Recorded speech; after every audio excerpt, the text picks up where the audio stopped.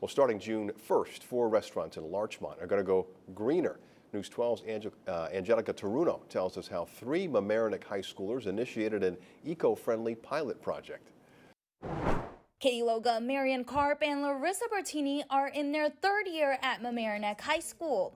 They are part of a program called Original Civic Research and Action. It's a unique 4-year program at Mamaroneck High School that helps students become civic entrepreneurs, who then in turn help solve local issues. These 3 students opted to target the consumption of plastics within the restaurant industry. When a plastic product begins to break down and these tiny particles end up in our waterways, in our wildlife, in our food, and that is how we consume them. This required research and data. Analyzing the resources in this town, what the restaurants were doing, and really what local single-use plastic consumption looked like. Then it was time to create a proposal and pitch. We presented them either in person or via Zoom, and we were able to convince them to switch to these alternatives. They targeted 15 local restaurants, and in the end, 4 were game to take on the pilot project.